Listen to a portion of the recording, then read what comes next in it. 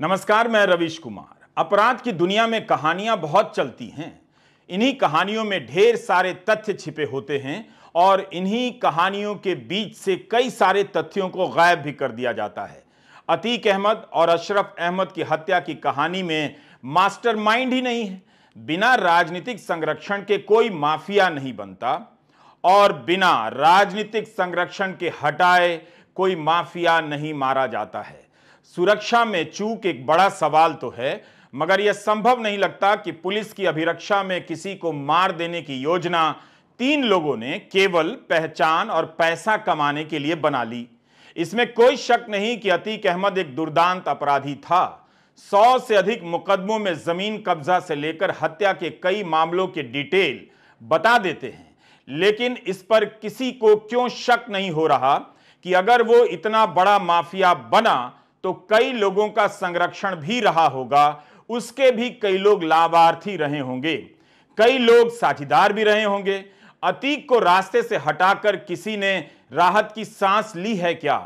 अपराध की मामूली कहानियों में ऐसे एंगल होते हैं। अतीक अहमद और अशरफ अहमद की हत्या में ऐसे एंगल नहीं होंगे, तब आप जरायम क्राइम की दुनिया के किस्सों से वाकिफ नहीं लगते हैं। 22 साल के लवलेश तिवारी, 18 साल के अरुण मौर्य और 23 साल के मोहित सिंह ने केवल पहचान और पैसे के लिए यह हत्या की है। इसे सुनकर आपको हंसी क्यों नहीं आई? तब और हंसी क्यों नहीं आई कि अतीक के आतंकी और पाकिस्तान से कनेक्शन होने पर इन तीनों को गुस्सा आ गया। यह सब अखबारों में रिपोर्ट हुआ है और मैं वहीं से उठाकर इन कहानियों को जोड़कर बता रहा हूं। इन्हीं खबरों को आप ध्यान से देखेंगे तो बहुत कुछ मिल जाएगा और बहुत कुछ नहीं भी मिलेगा। यह उस काफिले का वीडियो है जब अतीक अहमद को साबरमती जेल से यूपी लाया जा रहा था। तब गोदी मीडिया ने अतीक के पेशाब करने का सीधा प्रसारण कर भारत की पत्रकारिता की शान बढ़ाई थी। मगर इस वीडियो से आपको अंदाजा होता है कि पुलिस की नजर में यह कितना बड़ा अपराधी है और इसे सड़क मार्ग से ले जाना खतरों से खाली नहीं। इसलिए इतनी सुरक्षा है। पुलिस का काफी लंबा चौड़ा काफिला है। यह वीडियो मार्च का है। मीडिया ने रिपोर्ट किया था कि 45 लोगों की टीम है। 27 मार्च को जेल प्रशासन के महानिदेशक आनंद कुमार का बयान छपा है कि प्रयागराज जेल में सारी तैयारियां पूरी कर ली गई थीं। उच्च सुरक्षा वाले बैरक में रखा जाना था। 24 घंटे सीसीटीवी रहेगा। सेल के भीतर भी सीसीटीवी कैमरा लगा होगा। रिकॉर्ड देखकर जेल कर्मी तैनात किए जाएंगे। उनके कपड़े में भी बॉडी कैमरा लगा होगा। एक वीडियो वॉल बनाकर 24 घंटे निगरानी की जाएगी। 24 घंटे। तो उस वीडियो से क्या हत्या के समय की तस्वीरें हासिल कर ली गई हैं? आप प्रयागराज की अदालत की इस तस्वीर को देखिए। इस वीडियो में आप बहुत कुछ समझ सकते हैं। यहां जब अतीक अहमद को पेश किया जाना था तब कितने पुलिस वाले नजर आ रहे हैं। हथियारबंद पुलिस वालों से अदालत का परिसर छावनी में बदल गया है। यह बताने का इतना ही मकसद है कि कोई इस तरह का माफिया इतनी पुलिस की मौजूदगी में लाया ले जाया जा रहा हो, उसके बीच में घुसकर उसे मार देने वाला केवल पहचान और पैसे के लिए यह काम कर सकता है क्या? खासकर तब जब यूपी पुलिस की 2 दिन पहले असद और गुलाम के एनकाउंटर पर चर्चा हो रही थी और तारीफ की जा रही थी। अब आप नवभारत टाइम्स में राहुल पराशर की छपी एक रिपोर्ट को भी सामने रखिए। यह रिपोर्ट 17 मार्च को छपी है। इसके ऑनलाइन संस्करण में बताया गया है कि यूपी पुलिस ने 6 साल में 10,000 एनकाउंटर किए हैं। 10,000। 189 अपराधियों को मारा गया है। 10,814 एनकाउंटर की संख्या है। कायदे से इसी पर अलग से बहस होनी चाहिए, लेकिन अभी इसी के हवाले से एक सवाल आपके सामने रखना चाहता हूं। गोदी मीडिया और कई बार सरकार के मंत्री और बीजेपी के नेता और तमाम अन्य समर्थक कभी साफ साफ तो कभी इशारे में एनकाउंटर का समर्थन करते नजर आते हैं। बताते हैं कि अपराधियों में खौफ कायम हो गया है। तब फिर उसी यूपी में 3 अपराधी अति अत्याधुनिक पिस्टल से अतीक और अशरफ को मार देते हैं। तब जब वहां हथियारबंद पुलिस मौजूद थी और खबरों के अनुसार पुलिस गोली तक नहीं चलाती। यह घटना हुई है या होने दिया गया है, इस प्रश्न के साथ इस पर तो सोचिए कि इन अपराधियों के जो डिटेल आए हैं उससे तो यही लगता है कि ये तीनों बहुत मामूली किस्म के अपराधी रहे हैं, या फिर अभी पुलिस इनके बारे में बहुत डिटेल पता नहीं लगा सकी है। याद रखिए, इनके पास जो पिस्टल है उसकी कीमत 5 से 7 लाख बताई जा रही है, जबकि ये तीनों गरीब घर के बताए जा रहे हैं। तो क्या कोई मास्टरमाइंड नहीं रहा होगा? सोचते रहिए, सोचा भी कीजिए। क्या यह बात इतनी हल्की है कि इसे छोड़कर अतीक की कहानी बताई जा रही है? बताई जानी चाहिए। उसके दुर्दांत आपराधिक इतिहास से कौन इनकार कर रहा है? मगर यहां सवाल तो दूसरा है कि इतनी पुलिस की मौजूदगी में 2 लोगों को लाइव कैमरे पर गोली मार दी जाती है। इसमें कौन सी ऐसी बात है जिस पर यूपी की कानून व्यवस्था गर्व कर सकती है? यही वो कॉलविन अस्पताल है जहां अतीक और अशरफ की रात में हत्या हुई। इस जगह के बारे में इंडियन एक्सप्रेस के दीप्तिमान तिवारी ने अपनी रिपोर्ट में जो लिखा है उसे पढ़िए। दीप्तिमान लिखते हैं कि चौक से 29 सर्किल बनाए गए हैं जहां गोलियां गिरी हुई थी। हत्या जहां हुई वहां से मात्र 13 कदम चलकर अस्पताल के भीतर दाखिल हुआ जा सकता था। शनिवार रात 10 बजे धूमनगंज थाने से अस्पताल इन्हें लाया गया। पुलिस की 2 गाड़ियां थी, किसी रिपोर्ट में 3 गाड़ियों का जिक्र है। साथ में 20 पुलिस वाले चल रहे थे। अस्पताल के परिसर में पार्किंग की काफी जगह थी, फिर भी गाड़ी गेट के बाहर रोक दी गई। अतीक और अशरफ को यहीं उतारा गया और पैदल ले जाया जाने लगा, जैसा कि एक दिन पहले के इस वीडियो में आप देख सकते हैं। इस वीडियो को देखते हुए और एक्सप्रेस की रिपोर्ट को साथ पढ़ते हुए कई चीजें नजर आती हैं। दीप्तिमान लिखते हैं कि मीडिया को पता था कि अतीक और अशरफ को पुलिस अस्पताल ले जा रही है। थाने से ही पीछा कर रहे थे, मगर पुलिस ने इंटरव्यू करने नहीं दिया। लेकिन गाड़ी से उतरने के बाद 2 कदम ही चले थे कि मीडिया ने दोनों को घेर लिया। पहले दोनों ने बात नहीं की, मगर उसके बाद माइक की तरफ मुड़ गए। जवाब अभी निकलता उससे पहले गोलियां निकल गईं। लवलेश तिवारी ने फायर कर दिया। कासगंज का अरुण मौर्य, हमीरपुर का सन्नी भी साथ में गोली चला रहा था। पत्रकार भागने लग गए और अपराधी गोलियां चलाते रहे। 1 मिनट से भी कम समय में सब हो गया। दीप्तिमान की इस रिपोर्ट में ध्यान देने वाली बात यह है कि मीडिया कैसे अतीक और अशरफ के करीब पहुंच जाता है, साथ साथ अपराधी भी। दैनिक जागरण के पहले पन्ने पर जो छपा है उसे गौर कीजिए। इसमें गिरफ्तार लड़कों का बयान है कि हत्या के 1 दिन पहले अस्पताल की रेकी की थी, मुआयना किया था। मगर उसी जागरण की एक और खबर में यह छपा है कि अस्पताल के डॉक्टरों को पता ही नहीं था कि अतीक को लाया जा रहा है। यह बात कई और जगहों पर छपी है। तब इन्होंने अस्पताल का मुआयना किस जानकारी के आधार पर किया होगा? डॉक्टर को ही पता नहीं है, इन तीनों को कैसे पता हो गया? क्योंकि इन्हें पहचान और पैसा कमाना था, हद ही है। मीडिया में छपा है कि फर्जी पहचान पत्र बना लिया, मगर क्या अस्पताल में मीडिया का जो भी गया उनसे पहचान पत्र मांगा जा रहा था? किसने चेक किया? लोकल पत्रकारों को पता होता है कि साथ में कौन खड़ा है। 3 लोग एकदम से नए हों, किसी ने तो नोटिस किया ही होगा। अब आप धूमनगंज थाने का यह वीडियो देखिए। यह भी घटना से पहले का है। अतीक अहमद को यहां पूछताछ के लिए लाया गया। यहां पर मीडिया को थाने से बहुत दूर रोक दिया गया। जैसा कि आप बैरिकेड को देख रहे हैं, मीडिया की रिपोर्टिंग इस बैरिकेड के पीछे से हो रही है। अगर मीडिया को करीब आने दिया गया होता तो पुलिस की गाड़ी से उतरते हुए और थाने में आते जाते अतीक अहमद का वीडियो भी मिल जाता। अतीक अहमद की तस्वीर मिली या नहीं इसका दावा तो हम नहीं कर सकते, मगर यह एक वीडियो बता रहा है कि उस दिन मीडिया को निश्चित दूरी रखने का कोई निर्देश जरूर रहा होगा। तभी यहां पर सवाल महत्वपूर्ण है कि क्या अतीक और अशरफ को पहले कभी मीडिया से इस तरह मिलने दिया गया या मीडिया को दोनों के करीब आने दिया गया? जिस तरह से हत्या के समय मीडिया के करीब इन दोनों को जाने दिया गया, या मीडिया इनके नजदीक पहुंच गया? यह वीडियो भी हत्या से 1 दिन पहले का है, जब अतीक अहमद को फतेहपुर कौशांबी के लिए ले जाया जा रहा था। आप देख सकते हैं कि सुरक्षा मजबूत है और पुलिस की कई गाड़ियां हैं। हत्या वाले दिन जब पुलिस की गाड़ी से ले जाया गया तो गाड़ियों की संख्या कितनी थी, पुलिस बल कितने थे और फतेहपुर ले जाए जाते समय कितने पुलिस वाले थे, यह सब जांच का विषय है। अमर उजाला में अनूप ओझा की रिपोर्ट की हेडिंग देखिए। हिरासत में अतीक अशरफ की हत्या पुलिस की लापरवाही का नतीजा। रिपोर्ट में अनूप लिखते हैं कि पुलिस की तरफ से हर कदम पर चूक हुई है।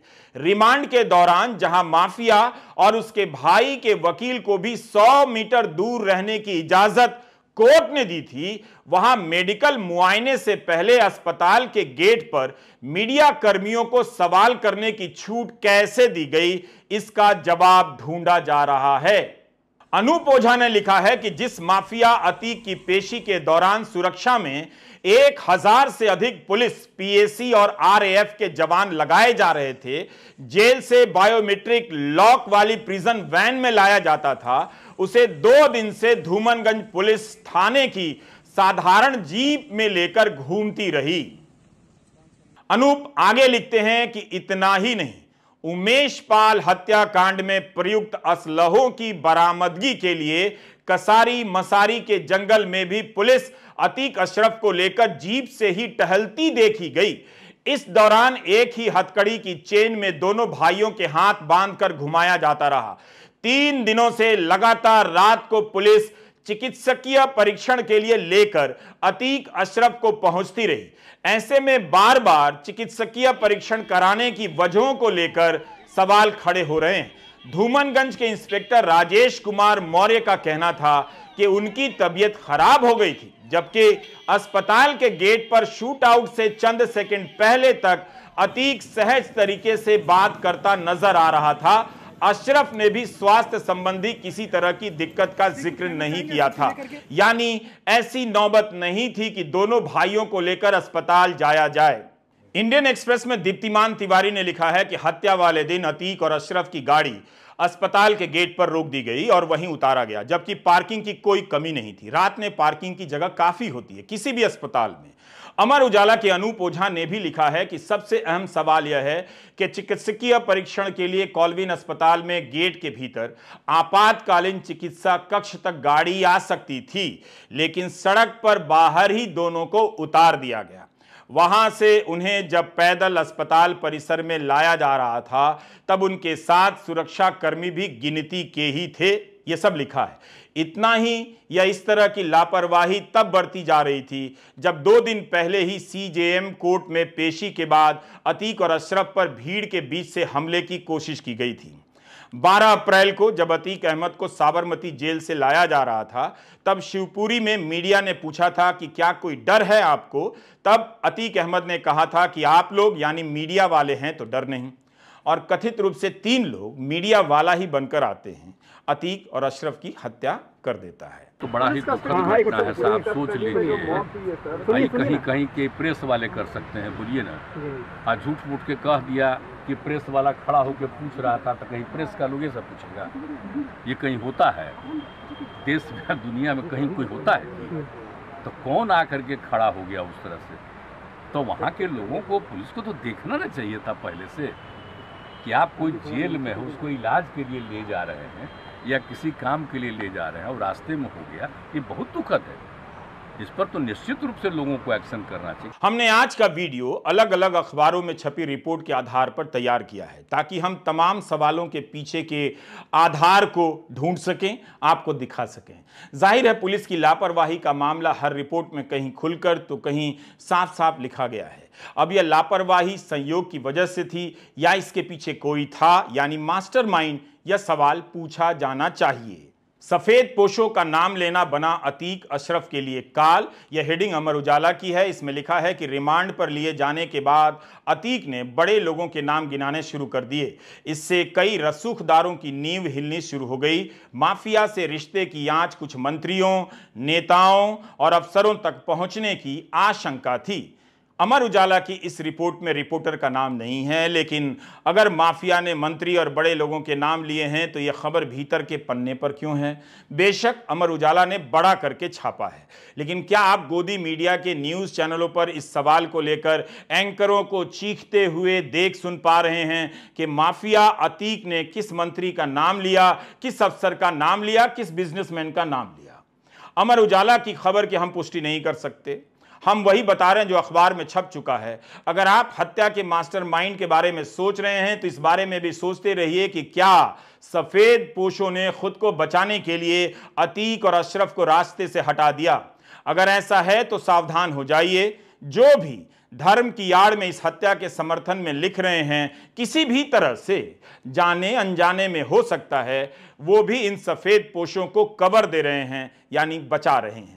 अमर उजाला आगे लिखता है कि 14 अप्रैल को रियल एस्टेट कारोबार से जुड़े कई बड़े बिल्डरों, राजनीतिक पृष्ठभूमि से ताल्लुक रखने वाले होटल कारोबारियों के अलावा, कार शोरूम मालिक के अलावा कुछ अफसरों और नेताओं के नाम भी अतीक ने गिनाए थे। इसमें शहर के सबसे बड़े बिल्डर विनायक ग्रुप के मालिक संजीव अग्रवाल, पूर्वांचल भर में बड़े मॉल, शॉपिंग कॉम्प्लेक्स चलाने वाले नामचीन बिल्डर मोहम्मद मुस्लिम, कार शोरूम चलाने वाले अमित भार्गव, बिल्डर अमित गोयल समेत 45 से भी बड़े लोगों के नाम शामिल हैं। ईडी इससे पहले अतीक के 15 करीबियों के ठिकाने पर छापे मारकर कई रिकॉर्ड अपने कब्जे में ले चुकी है। ऐसे में अतीक अशरफ को ईडी की रिमांड पर लिए जाने को लेकर रसूखदारों की मुसीबत बढ़ने वाली थी। अमर उजाला ने लोगों के नाम लेते हुए कथित शब्द का भी इस्तेमाल नहीं किया है, सीधा नाम लिख दिया है कि अमित भार्गव, अमित गोयल, संजीव अग्रवाल, मोहम्मद मुस्लिम, खालिद जफर के नाम अतीक अशरफ ने लिए। हम अपनी तरफ से इन नामों पर कोई आक्षेप नहीं कर रहे हैं क्योंकि हम पुष्टि नहीं कर सकते, मगर अमर उजाला ने ऐसा ही छापा है। इतनी बड़ी हत्या यूं ही नहीं हो जाती, ये हमारा सवाल जरूर है। मास्टरमाइंड कौन था, कौन कौन था?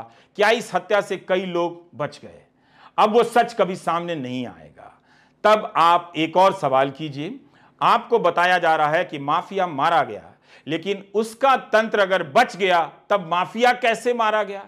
माफिया को बनाने वालों को कहीं बचा तो नहीं लिया गया, या इस तंत्र ने खुद को बचाने के लिए माफिया को रास्ते से हटा तो नहीं दिया? यह खबर पिछले शुक्रवार को दैनिक जागरण में छपी थी। इसकी हेडिंग है, माफिया के करीबी बिल्डर संजीव के घर पर 2.5 करोड़ के जेवरात और लैपटॉप जब्त।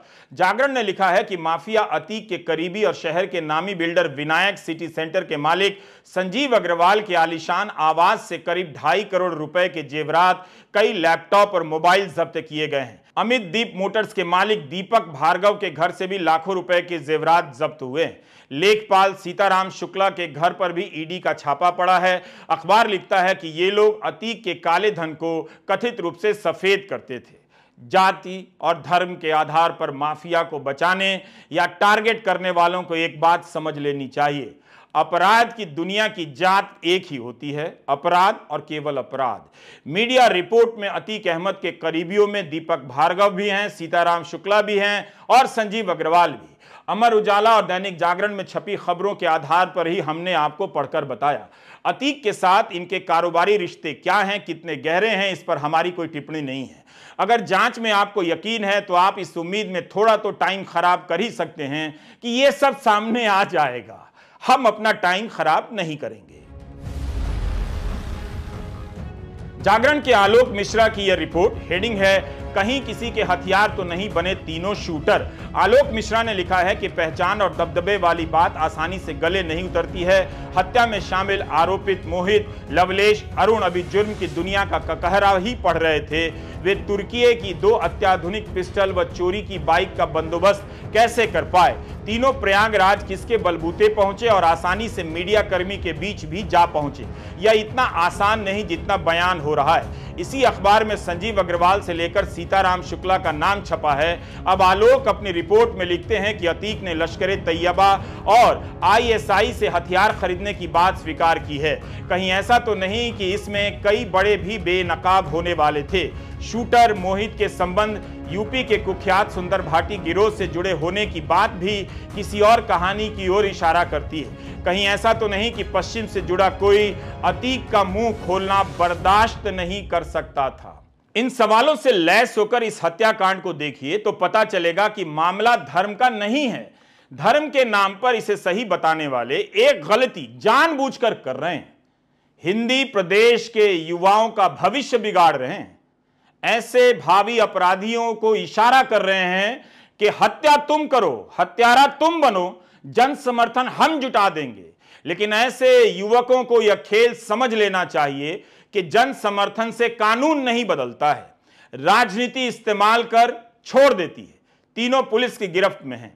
अब आते हैं बंदूक की थ्योरी पर। अखबारों में इस पिस्टल के बारे में क्या क्या छपा है जिससे हत्या हुई है। तुर्की की पिस्टल है, इसकी कीमत 5 से 7 लाख बताई जा रही है। कहां से यह पिस्टल आई, किसने दिया, इस पर देखते हैं क्या क्या छपा है। जागरण में छपा है कि इन्हें गुस्सा आया क्योंकि अतीक के आतंकी और पाकिस्तान से कनेक्शन थे, मगर उसी जागरण में छपा है कि हत्या में इस्तेमाल पिस्टल पाकिस्तान से आई। लगाइए, अगर दिमाग है तो उसे काम पर लगाइए, वीडियो पूरा देखिए। दैनिक जागरण में छपा है कि सुंदर भाटी के इशारे पर अतीक के हत्यारों तक पहुंची जिगाना पिस्टल।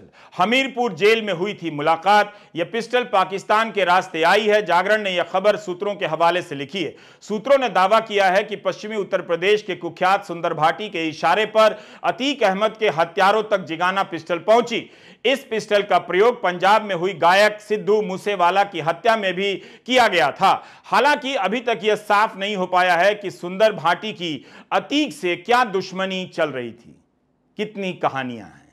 यूपी की जेलों में बंद कोई अपराधी इस तरह की पिस्टल की सप्लाई कर सकता है, इसका जवाब योगी जी से मांगा जाना चाहिए। फिर लवलेश, मोहित और अरुण के बारे में जितनी भी रिपोर्ट छपी है उससे लगता है कि अपराधी बड़े रसूखदार नहीं है। लगता है इनके पास बहुत पैसा है, ऐसा भी कहीं नहीं छपा है। 18 से 23 साल की उम्र है, अपराधी हैं, आपराधिक पृष्ठभूमि है, मगर उनके पास ऐसा हथियार और महंगा हथियार कैसे आया? आसमान से आ गया या किसी मास्टरमाइंड ने पहुंचा दिया? भारत में इस पिस्टल पर प्रतिबंध है। कमाल है, दावा किया जाता है कि पाकिस्तान की कमर तोड़ दी गई है। अब छापा जा रहा है कि पाकिस्तान से अवैध हथियार आए जा रहे हैं इतनी आसानी से। हमने बस यही किया है, अखबारों में छपी खबरों को आपके सामने रख दिया है। कई बातें साफ हो जा रही हैं, देखिए तो। अमर उजाला ने लिखा है कि इसी पिस्टल से पंजाबी गायक सिद्धू मूसेवाला को भी मारा गया। अखबार ने लिखा है कि पुलिस की जांच में सामने आया है कि तीनों हमलावर अलग अलग जिलों से आए। तीनों 48 घंटे से प्रयागराज में एक होटल में कमरा लेकर रुके। अलग अलग जिलों से आकर इन लोगों ने 48 घंटे में इतनी सटीक प्लानिंग कर ली। बाइक और बंदूक को लेकर जो रिपोर्टें छपी हैं उससे लगता नहीं कि सब कुछ 48 घंटे में हुआ है, या फिर यह भी हो सकता है कि प्लानिंग कोई और कर रहा था, बाद में इन्हें अंजाम देने के काम में लगा दिया गया होगा। तब वो कौन है, मास्टरमाइंड कौन है? मामला इतना साधारण है नहीं। मीडिया का फर्जी कार्ड, बाइक, माइक, कैमरा, अस्पताल का मुआयना, 7 लाख की पिस्टल, गोली चलाने वाला एकदम सधा हुआ गोली चलाता दिखता है। इस वीडियो को आप दोबारा देखिए जो हमने तैयार किया है, तो पता चलेगा कि हत्या के पीछे का मकसद केवल पहचान और पैसा कमाना नहीं हो सकता है, वो भी उस पुलिस के सामने जाकर हत्या करने से जिसके एनकाउंटर का बचाव गोदी मीडिया और सरकार के मंत्री तक करते हैं। इन अपराधियों को इतना तो पता होगा कि एनकाउंटर हो सकता है, तो फिर ये नाम और पैसा कमाने के लिए ये काम क्यों करने जाएंगे? इस पर यकीन वही कर सकता है जो प्रोपेगेंडा को सच मानता है। खबरें छप रही हैं कि तीनों बड़ा माफिया बनना चाहते थे, वो भी यूपी में, जहां माफिया राज को साफ कर देने की बात मुख्यमंत्री योगी आदित्यनाथ आए दिन करते हैं। उस यूपी में ये माफिया बनने की प्रैक्टिस कर रहे हैं। यूपी पुलिस की साख दांव पर लग गई है। हजारों एनकाउंटर को लेकर भी उसकी साख पर सवाल उठे हैं, मगर उससे वो बहुत चिंतित है ऐसा तो नहीं लगता। लेकिन क्या योगी आदित्यनाथ किसी भी तरह से इसे कामयाबी बता सकते हैं? जिस तरह से उनके मंत्री कह रहे हैं कि आसमानी फैसला है। किसी को भी दिख रहा है कि हत्या जमीन पर हुई है, इसके तार जमीन पर ही बिखरे पड़े हैं। सवाल है कि क्या 2 महीने बाद न्यायिक आयोग जब अपनी रिपोर्ट देगा तब क्या निकल कर आएगा? केवल सिपाहियों को बर्खास्त किया जाएगा या लापरवाही की जवाबदेही ऊपर तक भी तय होगी? अतीक और अशरफ को मारना माफिया का अंत हो सकता है, लेकिन इस काम को अंजाम देने वाला भी माफिया ही रहा होगा, चाहे वो पुराना माफिया हो या कोई नया बनने वाला हो। अगर आपकी हाउसिंग सोसाइटी में कोई इस हत्याकांड का किसी भी तरह से समर्थन कर रहा हो तो उसे मेरा वीडियो दिखा दीजिए, निश्चित ही आपको ग्रुप से निकाल देगा और कम से कम आपका जीवन आसान हो जाएगा। आप झूठ और फरेब के तर्कों से बच जाएंगे। नमस्कार, मैं रवीश कुमार।